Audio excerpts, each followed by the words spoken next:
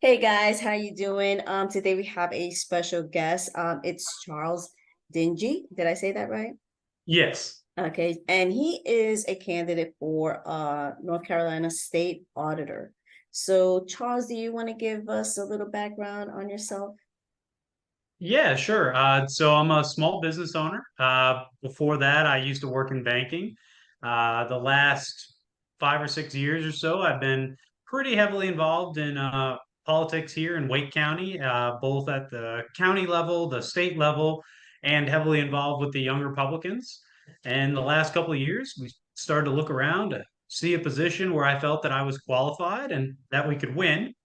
And state auditor was the one that we settled on, and we've been running hard since March. Been to about 75 counties already, and hopefully we'll get to all 100. We had to take a little bit of time off because we celebrated the birth of our first child, Molly. Congratulations. Congratulations. Thank you. Yeah, we took about 2 months off the campaign trail and kind of been getting back out there now, hitting it hard to make sure we can educate voters about who I am and what this position involves. Great, great. Well, thank you for that.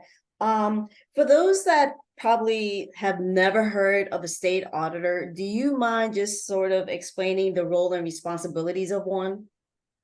Absolutely. And, frankly, having been to more than half the state, most people don't know we have a state audit.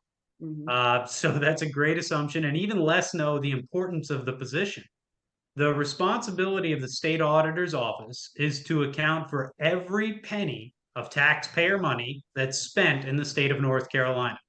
That's from the smallest municipality to our largest agencies and expenditures, which are typically our public schools. Okay, okay, great. Thank you. Um, is there a specific incident that just that made you decide to run? To run in general, or Mm-hmm. well, I wouldn't say a specific incident that made me want to run in general. It's I've just been a big fan of politics for a long time. I used to do policy debate in high school, and that kind of was my intro to politics, and Okay. got involved at the local levels there and continued to be involved. And this just seemed like the natural next progression if I wanted to try to make some change and fix some things. Okay, okay. And so what are those things that you would like to fix and change? Absolutely. I want to know where my money's going. I mean, look, I live here in Wake County.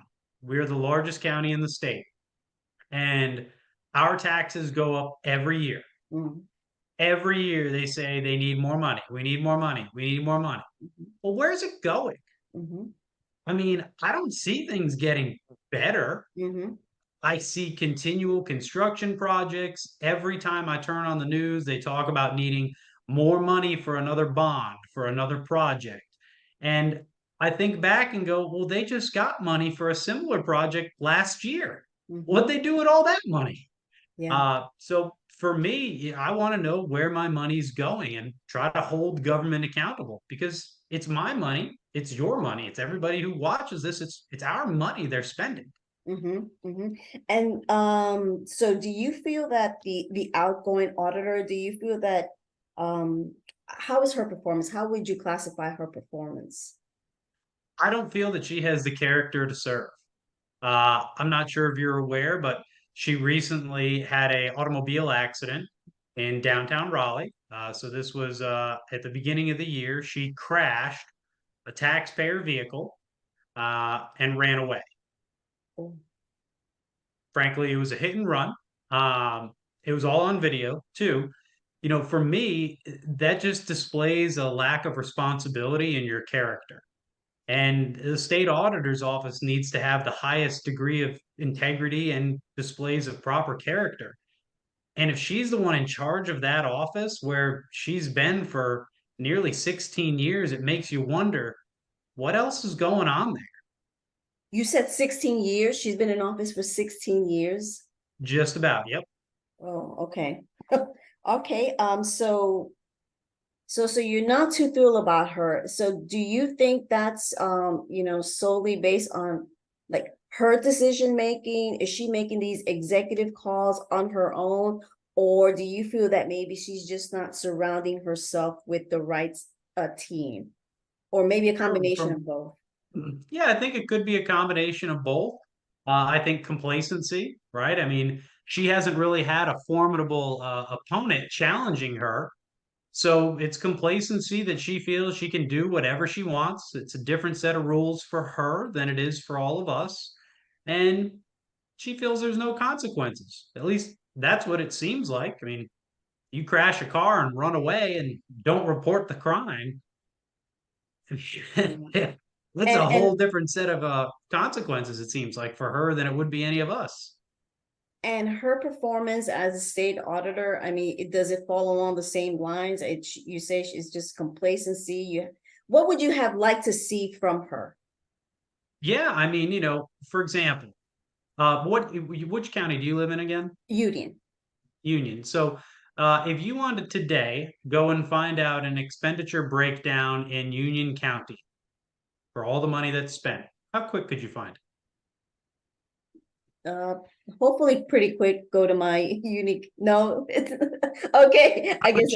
I would challenge anybody who watches this to go to your local municipalities or counties or school boards even and find out their budget breakdown the Okay. same way that you would expect your own home budget to be handled. Mhm. Why aren't we holding government to that same standard that we hold ourselves in our home budgets? When I look at what she's been doing, they get findings and they show that people wasted money, but there's no follow through. There's no additional consequences when elected officials or bureaucrats waste taxpayer money. It just seems to be, well, they did this and that's all. Mm. No one's holding their feet to the fire. Exactly. And Okay. again, that could be because it's a complacency issue. I'm not sure, but I can tell you that's not how I'm going to be as the state auditor. If you go ahead and you waste taxpayer money, if you break the law, it's going to be referred to the attorney general.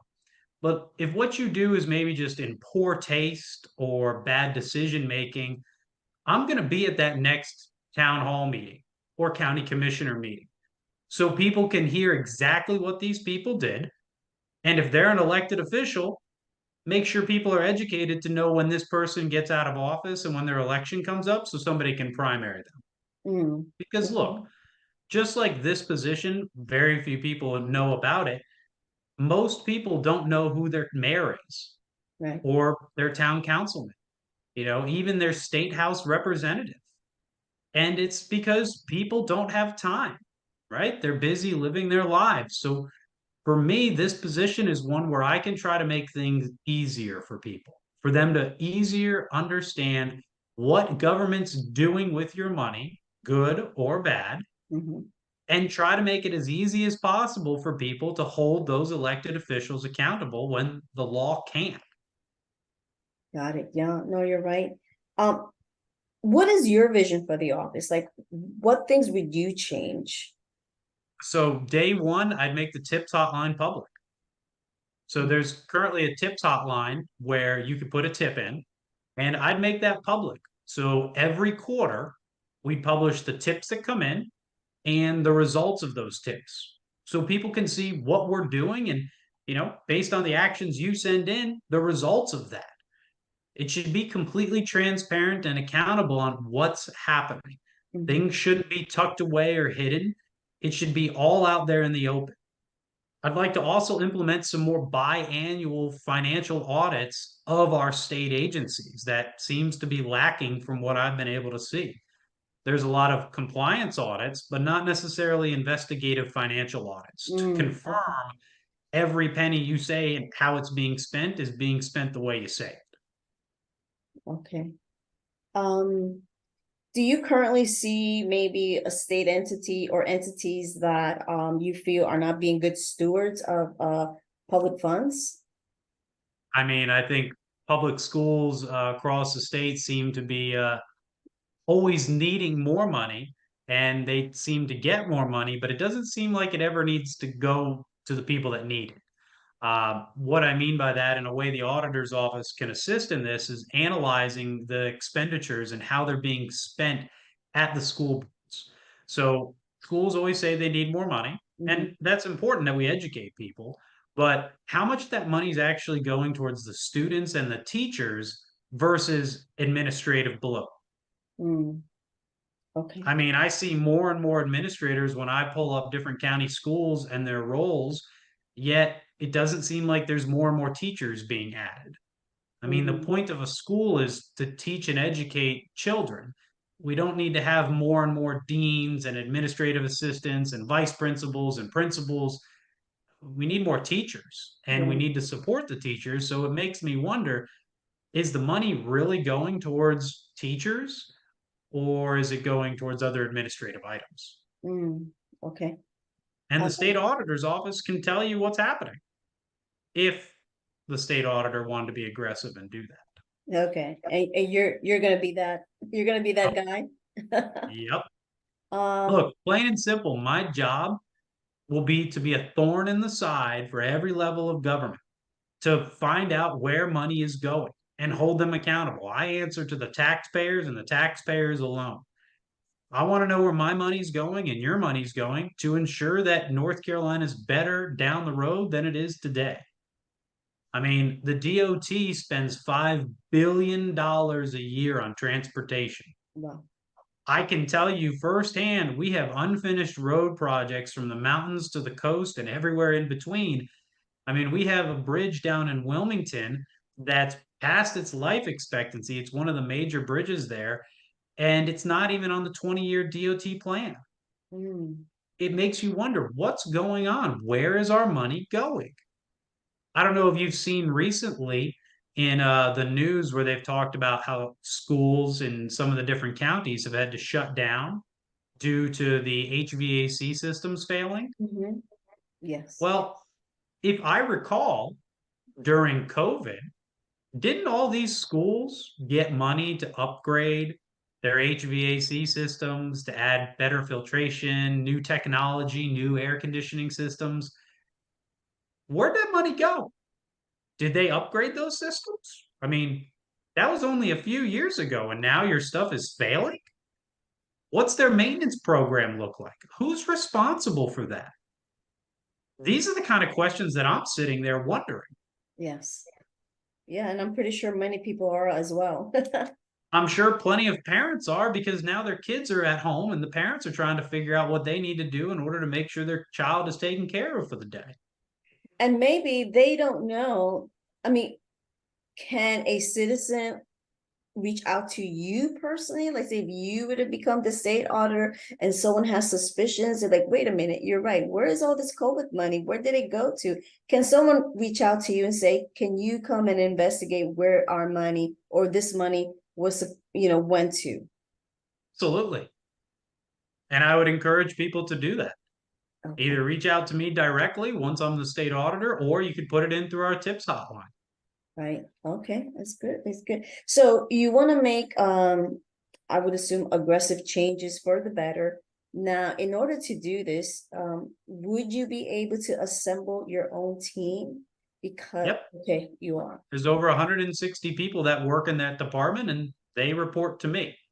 Okay, because the only reason why I'm asking that question is because if, you know, North Carolina is not satisfied with the current auditor, and if it's a combination of her decision making and her being surrounded by certain staff member, you might just want to kind of clean Clean house house. and bring in your own Yeah, and people. and that's about, like you said, surrounding myself with good people that are experts in fields where I'm not.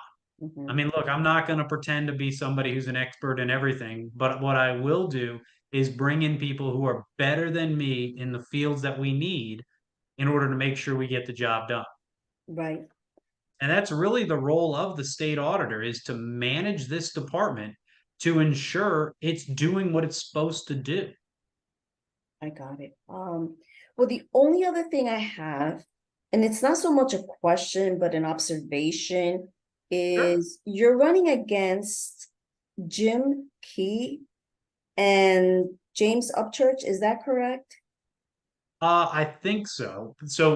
And the reason why I say I think so is the filing for this race does not occur until December.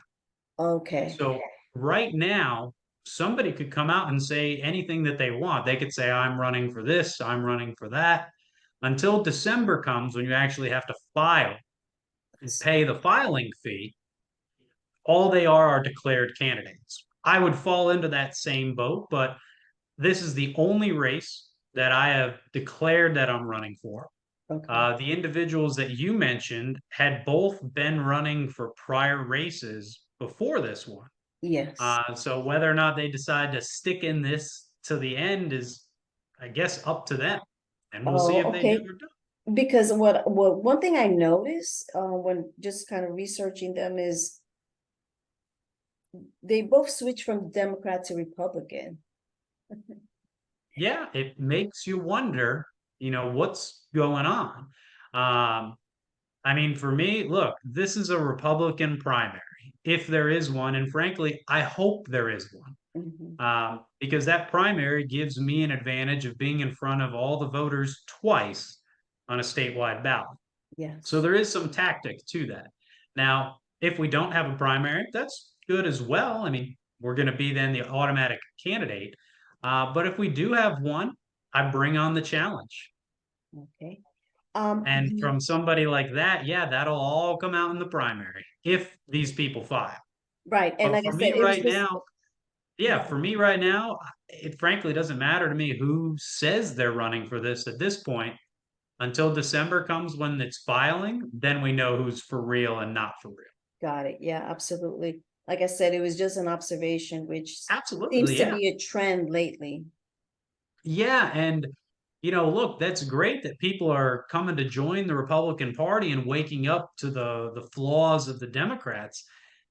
But it makes you wonder if you just became a Republican like a year ago, or maybe you still vote Democrat in the primaries.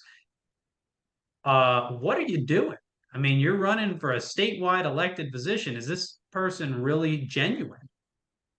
And Yes. that's a question that, come December, the voters will be able to decide.